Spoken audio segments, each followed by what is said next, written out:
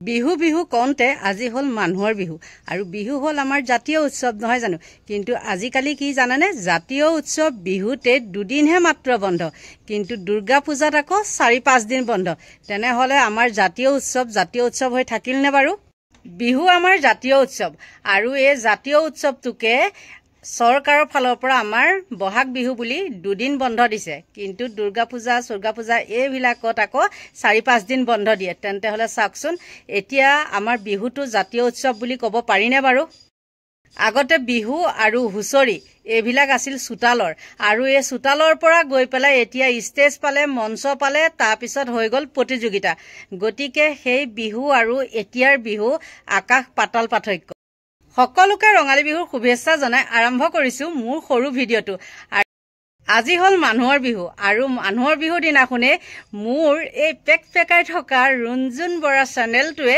1 বছৰ কমপ্লিট কৰিলে গতিকে আপোনালোকৰ ওচৰলৈ মইতো কিছুমানে 1K হলে কেক কাটে 2K হলে কেক কাটে মই সেইখিনি কৰা নাই আৰু মই 1 বছৰ হলে কেক কাটিম বুলি মানে প্ৰতিজ্ঞা কৰি থৈছিলো আৰু এতিয়া আপোনালোকৰ মাজলৈ মোৰ কেকটো আনিছো চাওক আৰু আনিছোৱে মাত্ৰ দুটা মানুহে আছে দেই আমাৰ বুৱাৰীজনী আৰু মোক জুনে চেনেল খুলি দিছিলে বৰ্ষাহে আছে বেলেগ মানুহখিনি মানে মই তেনেকে মতা নাই আহিব বিহু খাবলৈ আহিব আৰু যেহেতু মানে কি হৈছে আসল কথাটো হল কি বুৱাৰীজনী এতিয়া মানে মাকৰ ঘৰত যাব গতিকে লৰালৈকে কেকটো কাটি লওঁ আৰু পিছৰ আলহীখিনি মানে মই যি কৰিব লাগে তেওঁলোকক কৰিম আৰু এতিয়া আগতে মই কেকটো কাটো চাওক ফাইনেলি মই এতিয়া কেকটো কাটো এয়া চাওক ৰুঞ্জুনটোতে কাটি দিছো দেই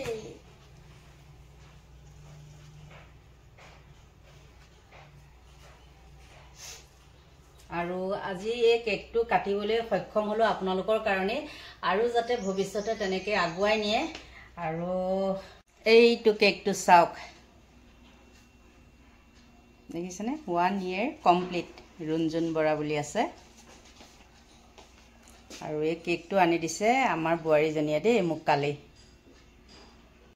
মই সিহঁতক দেখাম বুলিয়ে তেহেত ইফালে সিফালে দৌৰা-দৌৰি কৰিছে গতিকে তেহেতক মই দেখাব নোৱাৰো আৰু মই এতিয়া কেকটো কাটো কিন্তু কেমেৰা সিহঁতেই কৰি দিব দেই ফাইনেলি কেক পিস কাটিলো কেক পিস নহয় কেকটো কাটিলো আৰু প্ৰথম পিসটো আপোনালোককে এয়া দিছো দেই কাৰণ আপোনালোক নোহোৱা হয়তো মোৰ চেনেলটো আগ নাবাঢ়িলে হয় নহয় জানো আৰু এতিয়া প্ৰথমতে বৰ্ষাক দিছো তাৰপিছত আকৌ আমাৰ এতিয়া সংগীতাক দিম তেহেতক আকৌ আপোনালোকক দেখাব নোৱাৰো কিয়নো ইমান লাজ কৰে ভাবিয়ে নাপাওঁ গম পাইছেনে মই বুঢ়া মানুহজনী হৈয়ে লাজ নকৰো কিন্তু সিহঁতৰ ইমান লাজ গতিকে এতিয়া মই কেকটো কাটি লওঁ দেই কেক কটাৰ পাছতে এয়া চাহ যোগাৰ কৰিছো চাওক বহকচোন বহক এজনকে মানুহ আহিছে আৰু এতিয়া মই চাহ দি লওঁ দেই বৰ্তমান মানুহক চাহটা দি আজৰি আৰু অলপ আহিবলৈ আছে তেওঁলোক আহিলে আৰু একেবাৰে শেষ হ'ব আকৌ একদম ৰাতিলেহে থাকিব ৰাতিও আহিব দুগৰাকীমান কাৰণ এতিয়া দিনত মানে কামলৈ গৈছে ৰাতিহে আহিব পাৰিব তেওঁলোক গতিকে এতিয়া মই অকণ ৰেষ্টটো ল'ব লাগিব জানেনে একদম ৰাতিপুৱা খোৱাৰ পৰা উঠি পেলাই মানে কামত ধৰো ন একদম গাটো মানে ভাগৰ লাগি আছে আৰু একেদিন সদায় মানে বহুত কাম কৰিবলগীয়া হৈছে ন বিহু বুলিয়ে গতিকে ভাগৰে মানে হেঁচা মাৰি ধৰে পটককৈ চকুটো ওপৰলৈ গৈছে সাপ বুলি ভয় খাই গৈছিল জানেনে আৰু আমাৰ ঘৰত কিয় নাজানো ইমান সাপ আহে একো অপকাৰ নকৰে কিন্তু সাপক দেখা পামেই মানে এতিয়া মানে ক'ৰবাত কিবা এটা দেখিলেও যেন সাপে আহিছে ভয় খাই গৈছিলো মোৰ ভিডিঅ' যোনসকলে ৰেগুলাৰ চাই তেওঁলোকে গম পাব কালি মই এটা ভিডিঅ'ত কৈছিলো যে বিহু বুলি কোৱা লগে লগে মানুহবিলাকে মানে অকল বিহু বুলিয়ে নহয় মোৰ তেনেকে ক'লেও ভুল হ'ব মদ পানীত একদম বিভুৰ হৈ থাকে যাতে আপোনালোকে ঘৰখনত অশান্তি নকৰে মই তেনেকে এটা কৈছিলো কথা আৰু হয়ও হয় মই কোৱা কথাটো একদম লাগি গ'ল জানেনে আৰু মই যে কালি এটা ভিডিঅ' দিছিলো যে গৰু গুচি গৈছে বুলি কালি কামপুৰতো তেনেকে কি হৈছে গৰু মানে নদীত গা ধুবলৈ গৈ পেলাই তেনেকে উপঙি গুচি গৈছে। আৰু গুৱাহাটীখনৰ কথা কি ক'ম, কালি এখন গাড়ীয়ে ৩-৪টা মানুহক খুন্দিয়াই একদম একফালৰ পৰা শেষ কৰি নিছে।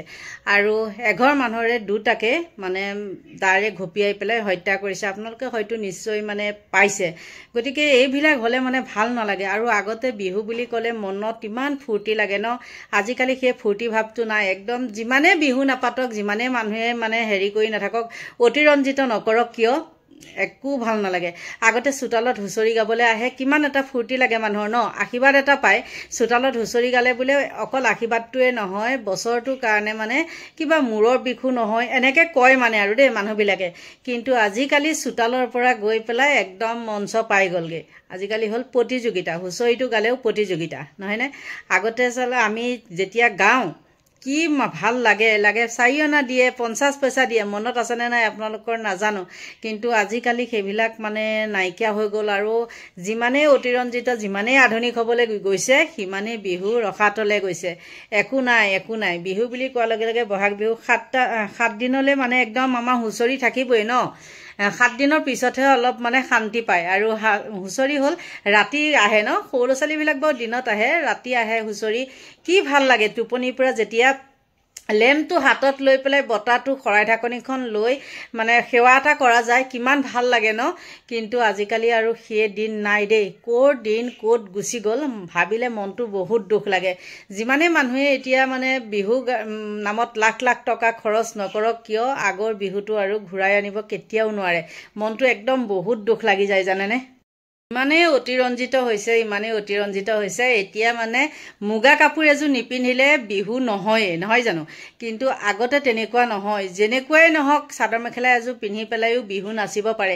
এতিয়া হ'ল মানে কম্পিটিশ্যন, আৰু সেই কম্পিটিশ্যন কৰিবলৈ গৈ মানে বিহু গুচি কিবা হ'লগৈ। ইমানখিনিয়ে কৈছোঁ। আৰু কি জানেনে, দেখিছোঁ খানাপাৰাখনত একদম মানে লাড়ু, পিঠা, চিৰা, দৈ এইবিলাক এখন মেলা হৈ আছে।